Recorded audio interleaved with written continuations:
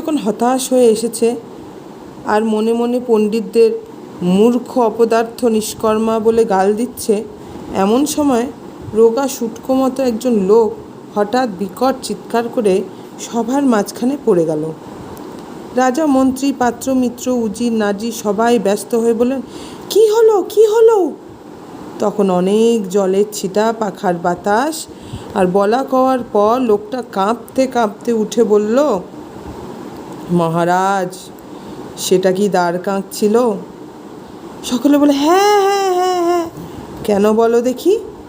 লোকটা আবার বলল, মহারাজ, সে কি ওই মাথার ওপর দক্ষিণ দিকে মুখ করে বসেছিল আর মাথা নিচু করেছিল আর চোখ পাকিয়েছিল আর ক করে শব্দ করেছিল?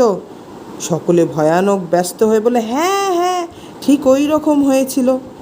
তাই শুনে লোকটা আবার ভেউ করে কাঁদতে লাগলো আর বলতে লাগলো, হায় হায়, সেই সময় কেউ আমাকে খবর দিল না কেন? রাজা বললেন, তাই তো, একে তোমরা তখন খবর দাওনি কেন? লোকটাকে কেউই চেনে না, তবু সে কথা বলতে সাহস পেল না।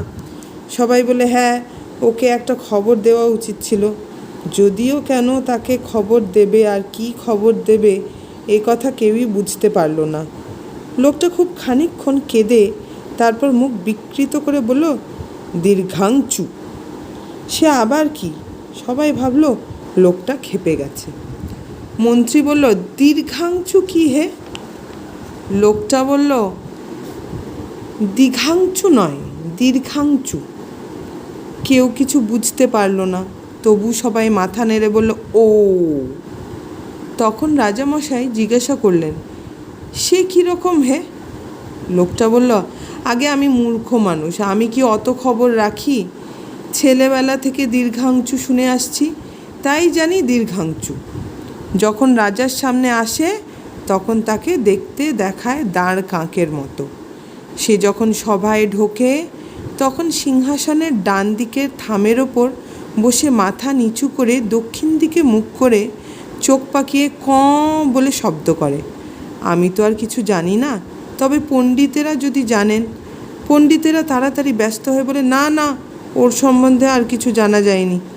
রাজা বলেন, তোমায় খবর দেয়নি বলে কাঁদছিল, তুমি থাকলে করতে কি?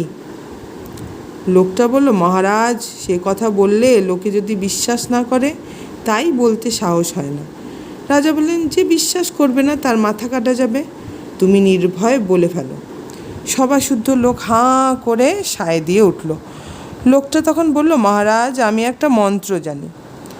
আমি যুগ জন্ম ধরে বসে আছি, দীর্ঘাংচুর দেখা পেলে সেই মন্ত্র যদি তাকে বলতে পারতাম তাহলে কি যে আশ্চর্য কাণ্ড হতো তা কেউ জানে না, কারণ তার কথা কোনো বইয়ে লেখা নেই।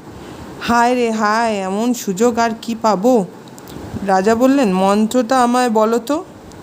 লোকটা বলল, সর্বনাশ, সে মন্ত্র দীর্ঘাংচুর সামনে ছাড়া কারুর কাছে উচ্চারণ করতে নেই। আমি একটা কাগজে লিখে দিচ্ছি, আপনি 2 দিন উপোস করে 3 দিনের দিন সকালে উঠে সেটা পড়ে দেখবেন। আপনার সামনে দ্বারকাক দেখলে তাকে আপনি মন্ত্র শোনাতে পারেন, কিন্তু খবরদার আর কেউ যেন তা না শোনে, কারণ দ্বারকাক যদি দীর্ঘাংচু না হয় আর তাকে মন্ত্র বলতে গিয়ে অন্য লোকে শুনে ফেলে তাহলে কিন্তু সর্বনাশ। তখন সভা ভঙ্গ হলো। সভার সকলে এতক্ষণ হাঁ করে শুনছিল, তারা হাঁফ ছেড়ে বাঁচল। সকলে দীর্ঘাংচুর কথা, মন্ত্রের কথা, আশ্চর্য ফল পাওয়ার কথা বলা বলি করতে করতে বাড়ি চলে গেল। তারপর রাজামশাই 2 দিন উপোস করে 3 দিনের দিন সকালবেলা সেই লোকটার লেখা কাগজখানা খুলে পড়লেন। তাতে লেখা ছিল, হলদে সবুজ ওরাং ওটাং, ইটপাটকেল চিৎপটাং, মুশকিল আসান উড়ে মালি, ধর্মতালা কর্মখালি। রাজামশাই গম্ভীরভাবে এটা মুখস্থ করে নিলেন। তারপর তিনি দ্বারকাক দেখলেই লোকজন সব তাড়িয়ে তাকে মন্ত্র শোনাতেন আর চেয়ে দেখতেন কোনো রকম আশ্চর্য কিছু হয় কিনা, কিন্তু আজ পর্যন্ত তিনি দীর্ঘাংচুর কোনো সন্ধান পাননি।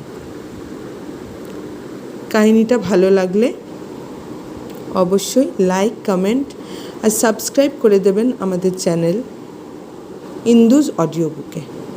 ধন্যবাদ।